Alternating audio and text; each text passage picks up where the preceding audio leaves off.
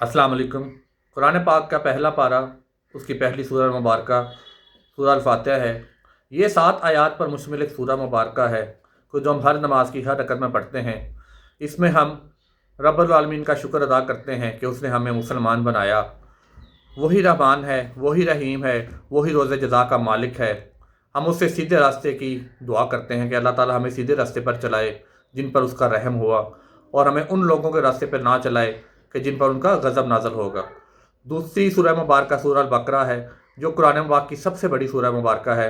इसमें अल्लाह ताला फरमाते हैं कि इस किताब का कोई और जोड़ नहीं, इस जैसी और कोई किताब नहीं हो सकती। ये मुत्तकीन के लिए हदायत है, और बेशक मुत्तकीन ही इससे हदायत पाएंगे।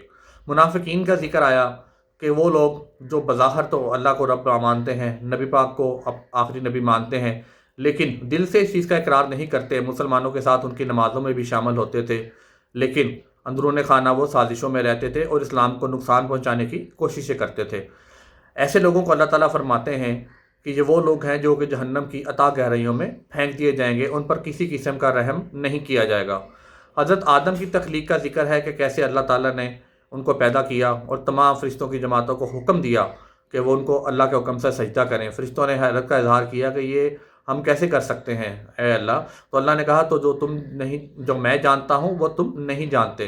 बाहर अल्लाह के हुक्म के मानते हुए तमाम फ़रिश्तों ने हज़रत आदम अलैहिस्सलाम को सजदा किया, लेकिन शैतान जो था, इब्लीस, जो तमाम बहुत ज़्यादा रब की इबादत करने वाला था, वो तकब्बुर में आ गया कि मैं इतना मोतबर अल्लाह की ज़ात में, अल्लाह ताला की बारगाह में हूँ, तो मैं कैसे एक मिट्टी की बनी हुई चीज़ को, एक इंसान को सजदा करूँ।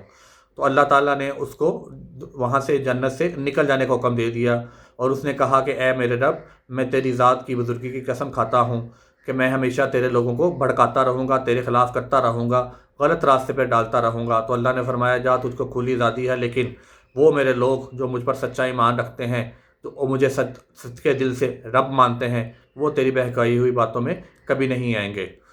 और उसको हमेशा के लिए नमूना इबरत बनाकर जन्नत से निकाल दिया गया। हज़रत आदम का वाक़या आया है कि कैसे उन्होंने अल्लाह ताला के बताए हुए अहकामात की नाफरमानी की, और उनको और उनकी बेगम को जन्नत से निकाल कर दुनिया में भेज दिया गया। तब उन्होंने तौबा की और अल्लाह ने उनकी तौबा कबूल कर दी, और उसके बाद उनकी नस्ल इंसानी चलती चली आ रही है दुनिया में।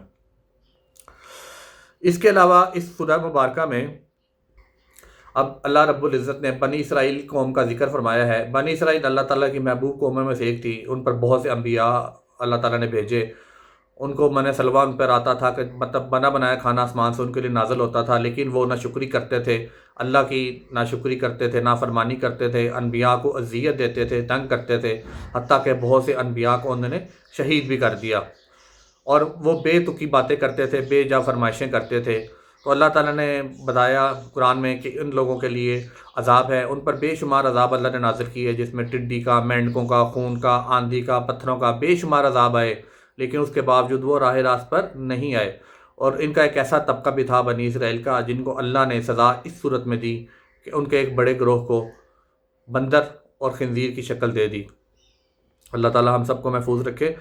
और इसी तरह अल्लाह ताला फरमाते हैं कि जो मेरी राह पर चलेगा, मेरी हदायत पर, मेरे नबी के बताए हुए, नबी पाक सल्लल्लाहु अलैहि वसल्लम के बताए हुए तरीक़ों पर चलेगा, उसके लिए रहमत ही रहमत है, और जो नाफरमानी करेगा बेशक वो अपना ही खसारा करेगा। इसी सूरह मुबारका में गाय का जिक्र भी है कि जिस तरह एक बंदा नबी बनी इस्राइल में कत्ल हो गया, तो हुक्म दिया गया कि उसकी एक गाय है, उसकी ज़ुबान इसमें मारें तो वो मुर्दा बता देगा उसको किसने कत्ल किया। तो लोग बेजा सवालों में पड़ गए, और उसकी भी तफसील इस बात में आई है। और अल्लाह के नबी सल्लल्लाहु अलैहि वसल्लम आया कि तुमसे पहली कौमें इसलिए भी हलाक कर दी गई कि वो बेजा सवाल किया करते थे, तो तुम बहुत ज़्यादा सवाल करने से बचो। और अल्लाह ताला ने बताया कि दीन तो बेशक सीधा रास्ता है, और इसमें किसी किस्म की कोई सख्ती नहीं है, कोई जबर नहीं है, दीन आसान है। अल्लाह ताला हम सब को रमज़ान मुबारक की बरकतों को समेटने की तौफीक अता फरमाए।